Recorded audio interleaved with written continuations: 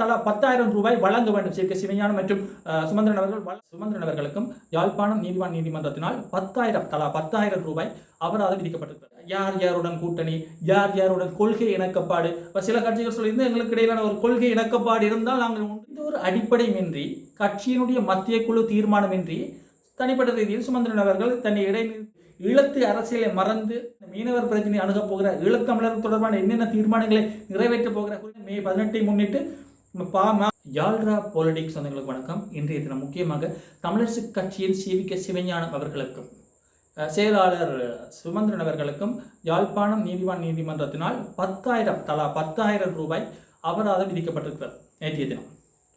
ஏன் என்று பார்த்தால் எல்லோருக்கும் தெரியும், அண்மையில் உள்ளூராட்சி மன்ற தேர்தல் நடைபெற்றிருந்தது.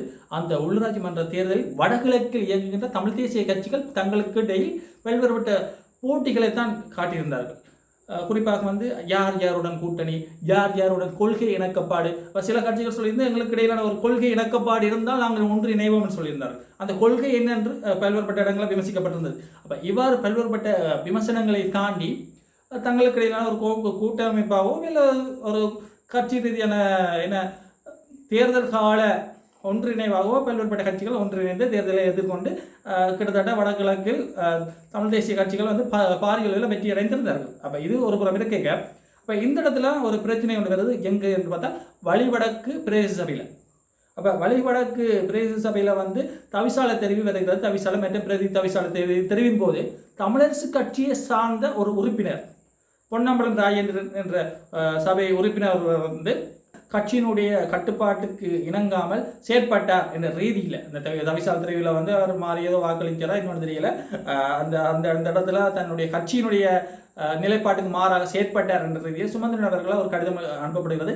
நீங்கள் கட்சியினுடைய நிலைப்பாட்டுக்கு மாறாக செயற்பட்டதால் நீங்கள் கட்சியிலிருந்து இடைநிறுத்தப்படுகிறீர்கள் என்ற ஒரு கடிதம் அனுப்பப்பட்டதாக கூறப்படுகிறது. அப்போ இதனை முன்னிட்டு அந்த இடைநிறுத்தப்பட்ட உறுப்பினர் ஒரு வழக்கு தாக்கல் செய்கிறார்.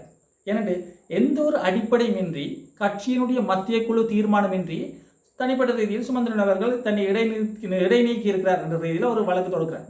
அப்போ இது தொடர்பான தங்களுடைய ஆட்சேபனை தெரிவித்த சி. கே. சிவஞானம் மற்றும் சுமந்திரன் அவர்கள் எவ்வாறு என்றால் இந்த வழக்கை கூட அவர் தொடுக்க முடியாது என்ற ரீதியில் தன்னுடைய ஆட்சேபனையை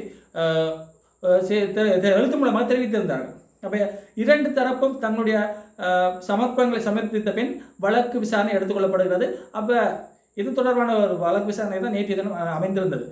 இந்த வழக்கு விசாரணை எடுத்துக்கொண்ட பின் சுமந்திரன் மற்றும் சி. கே. சிவஞானம் அவர்களால் மேற்கொள்ளப்பட்ட அந்த ஆட்சேபனை, அதாவது இந்த வழக்கு தொடக்க முடியாது என்ற ஆட்சேபனையை தள்ளுபடி செய்ததோடு வழக்காளர் பொன்னம்பலம் ராஜேந்திரன் அவர்களுக்கு தலா 10,000 ரூபாய் வழங்க வேண்டும், சி. கே. சிவஞானம் மற்றும் சுமந்திரன் அவர்கள் வழங்க வேண்டும் என்று உத்தரவு பிறப்பிக்கப்பட்டது. மேலும் குறித்த வழக்கு தொடர்ந்து மேற்கொள்ள வேண்டும் என்ற உத்தரவும் பிறப்பிக்கப்படுகிறது. அப்போ இதுதான் இங்கே இருக்க மிகப்பெரிய ஒரு பிரச்சனையாக காணப்படுகிறது.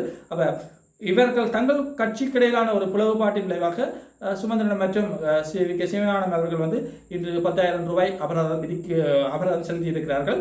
தொடர்ச்சியாக பார்ப்போம் என்ன ரீதியிலான ஒரு பிரச்சனை இங்கு போய்கின்றது. குறிப்பாக தமிழரசு கட்சியில் வெளிப்படையாக பல்வேறுபட்ட இடங்களில் விமர்சிக்கப்பட்டது. சிறிதன் மற்றும் சுமந்திரன் அவர்கள் தங்களுக்கு வார்த்தையால் மோதி கொண்டிருந்தார்கள். சிறிதன் அவர்கள் பாராளுமன்றத்தில் கூட பல்வேறுபட்ட கருத்துக்களையும் வெளியிட்டிருந்தார். இவ்வாறு பல்வேறுபட்ட ரீதியில் தங்களுடைய மோதல் என்று காணப்படுகிறதால் உட்கட்சி பூசல் வெளிச்சத்துக்கு வந்திருக்கா என்ற ஒரு கேள்விதான் இங்கு எழுப்பப்பட்டு வருகிறது. பார்ப்போம் தொடர்ச்சியாக என்ன நடக்கப் போகிறது தமிழ் தேசிய அரசியலில். அப்போ இந்த இடத்துல நாங்கள் இன்னொரு முக்கியமான விடயத்தை பார்க்கணும். தமிழக அரசியல் ஈழத்தில் எவ்வாறு செல்வாக்கு செலுத்த போகிறது என்று ஒரு கேள்விக்குரிய விடயம். இந்த சமூக ஊடகங்கள் வாயிலாக தமிழகத்தின் அரசியல் ஈழத்தில் பாரிய ஒரு தாக்கம் செலுத்தி வருகிறது. வருடத்துக்கு ஒரு படம், விஜயின் படம் வரும்பொழுதே பெரும் அளப்பறைகள் மேற்கொள்ளப்பட்டு வந்தது இந்த சமூக ஊடகங்கள் வாயிலாக. இப்போ 365 நாளும் விஜயனுடைய படம் தான் ஓடப் போகிறதா என்ற ஒரு கேள்வி இந்த சமூக ஊடகங்கள் மத்தியில் பரவப்பட்டு வருகிறது ஈழத்தில்.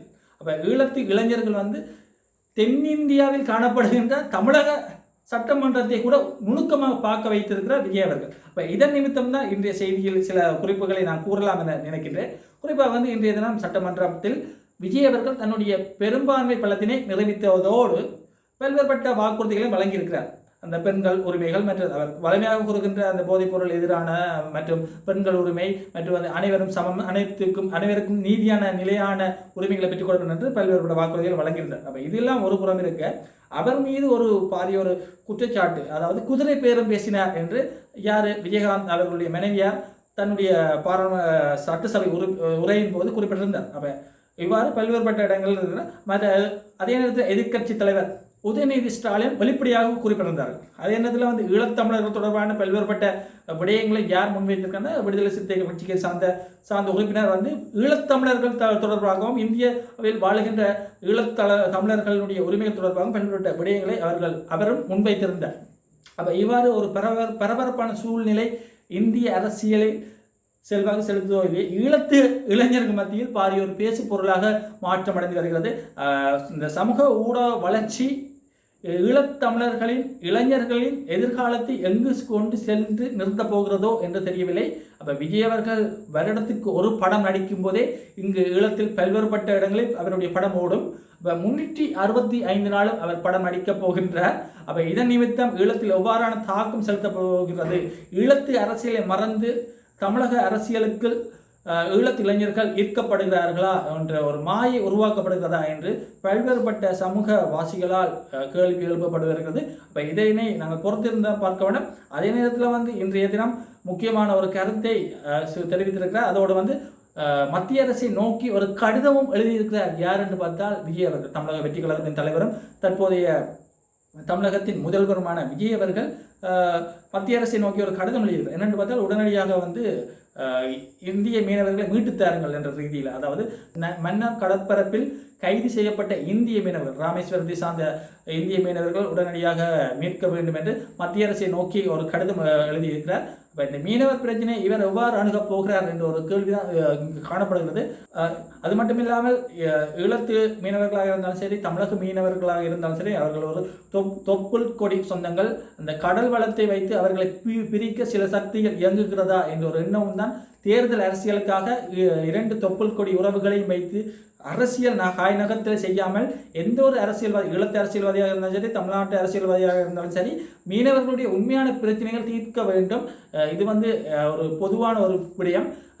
அவர்களை வைத்து அரசியலை மேற்கொள்ளாமல் அவர்களுக்கான நிலையான நீதியான தீர்மானங்களை நிறைவேற்றி சரியான முறையில் அவர்களை வழிநடத்த வேண்டும் என்பது வந்து சமூகவாசிகளால் எதிர்பார்க்கப்படுகிறது. அப்போ காலப்போக்கில் தான் காண வேண்டும் தமிழகத்தின் முதல்வர் விஜய் அவர்கள் எவ்வாறு இந்த மீனவர் பிரச்சனையை அணுகப் போகிறார், ஈழத்தமிழர் தொடர்பான என்னென்ன தீர்மானங்களை நிறைவேற்றப் போகிறார். குறிப்பாக வந்து மே 18 முன்னிட்டு மாபெரும் ஒரு நினைவேந்தலை நடத்த வேண்டும் என்று விடுதலை சிறுத்தை கட்சிகள் சார்பில் ஒரு வேண்டுகோள் விடுவிக்கப்பட்டிருக்கிறது. அப்போ பல்வேறுபட்ட இடங்களில் இவ்வாறான வேண்டுகோள் விடுவிக்கப்பட்டு வருகின்ற நேரத்தில் ஈழத்து பாராளுமன்ற உறுப்பினர்கள், ஈழத்து அரசியல்வாதிகள், ஈழத்து சமூக வாசிகள் என்று பல்வேறுபட்டவர்களும் தங்களுடைய விண்ணப்பங்களை அல்லது தங்களுடைய விருப்பங்களை தமிழக முதல்வர் தெரிவித்து வருகிறார்கள். இந்த ஈழத்து மக்களுடைய உரிமைகளை பாதுகாக்க நீங்கள் ஏதாவது செய்ய வேண்டும் என்ற ரீதியில் என்று குறிப்பிட்டிருக்கிறார். அப்போ தொடர்ச்சியாக பார்ப்போம். ஈழத் தொடர்பாகவும் தமிழர்கள் தொடர்பாகவும் இந்திய அரசின் ஒருமைப்பாட்டை மேற்கொள்வதற்காகவும் தமிழக முதல்வர் என்ன செய்ய போகிறார் என்று பொறுத்திருந்தால் பார்க்கணும். அங்கு உள்ள மக்களுடைய பொருளாதாரத்தையும் சட்ட ஒழுங்கையும் எவ்வாறு பாதுகாக்கப் போகிறார் என்று பல்வேறுபட்ட இடங்களில் எதிர்கட்சியினால் ஐயம் தெரிவித்து வருகின்ற இந்த சூழ்நிலையில் அதுகளை எவ்வாறு இவர் சமாளிக்கப் போகின்றார் என்ற ஒரு கேள்வி எழுப்பப்பட்டு வருகிறது. பார்ப்போம் தொடர்ச்சியாக என்ன நடக்கப் போகிறது என்று. நன்றி, வணக்கம்.